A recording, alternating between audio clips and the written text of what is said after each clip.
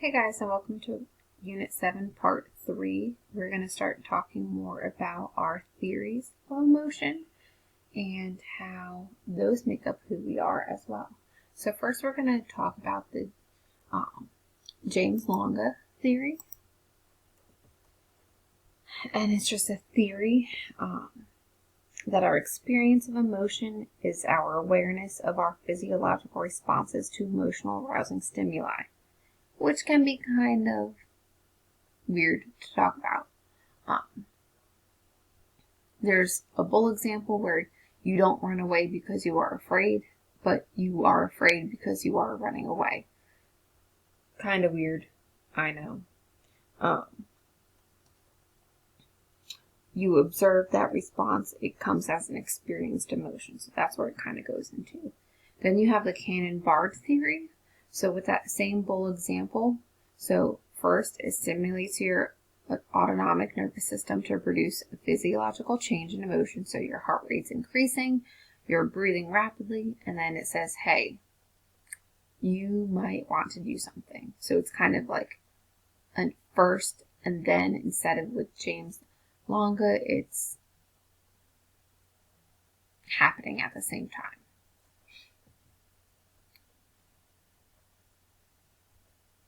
So here's a little graphic. And we are going to do some examples to help you guys with these because this is a very difficult concept.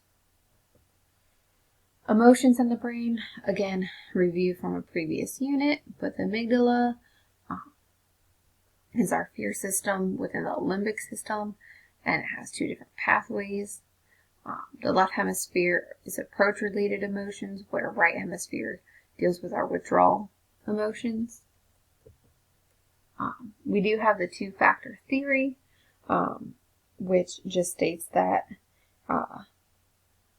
experience emotion, one must be physically aroused and cognitively label that arousal.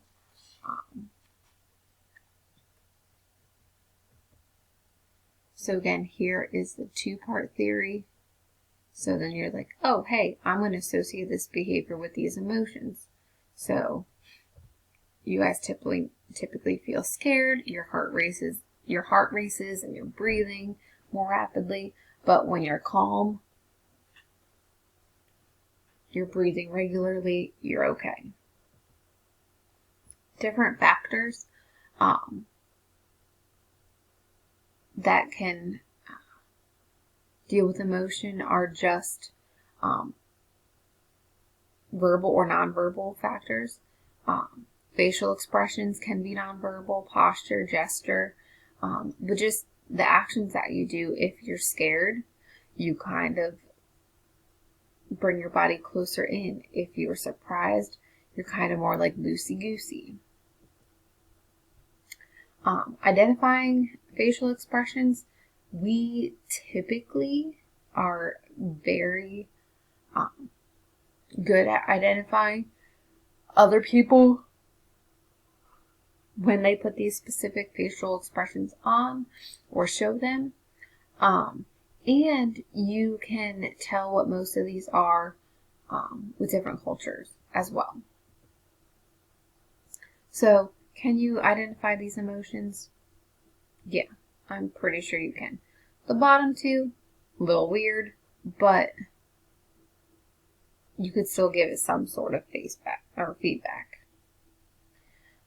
So again, there are display rules, sociocultural standards that determine when, where, and how emotions should be expressed. If you're angry and you are in Walmart, it is not okay to go and take things and throw them off the shelf.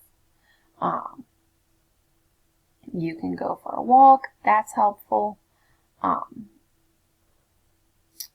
We have started getting into more the technology-related emotion stuff, where there's computer communication, and this is where we start to see some of our emojis that kind of give feedback. However, it's really, it used to be really difficult to kind of give tone or facial expressions when you were talking to someone, unless you used all caps to kind of show excitement or purpose. But now we have emojis, and they're very helpful. And then we have gender influences, our stereotypes of girls are more emotional, guys need to be more emotionless, and it's not okay to cry kind of thing. We do have our classification of emotions, so whether they're positive or negative, or they're active and engaged, or passive and calm. So if you guys see this little chart, high positive is like extreme happiness, ecstasy. Low positive is contentment, you're okay with everything. High negative is fury, where low negative is boredom. So then we have our adaptive function of emotions. Negative emotions take immediate corrective action. So if you're trying to fight someone or getting super frustrated, you need to talk yourself down like, hey, this isn't an appropriate time or place. I could hurt someone. You could set yourself up for hurting someone in the future. Broaden and build model, stating that the function of positive emotions lies in the effects of an individual.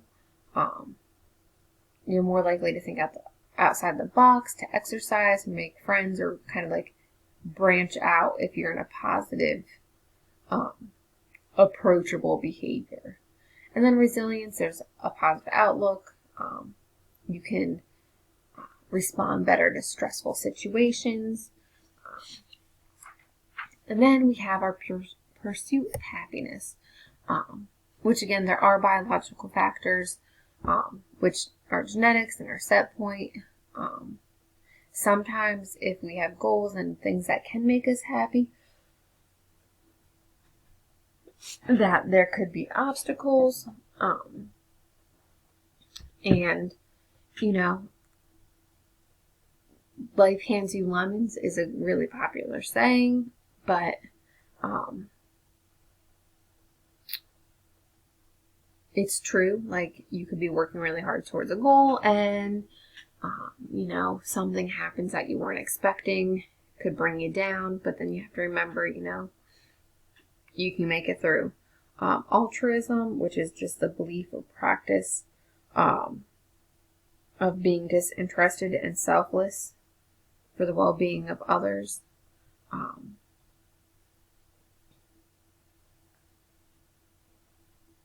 Physical activity, positive self-reflection, setting your goals, really just, you know,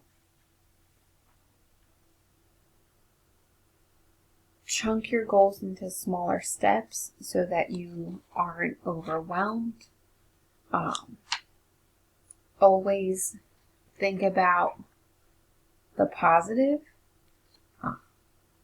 Don't get yourself in a place where you don't want to go reaching towards a goal because you think that you're a failure or anything.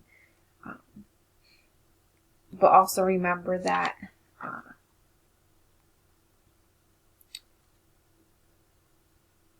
you might hit bumps in the road. There could be stressful situations, but it's temporary.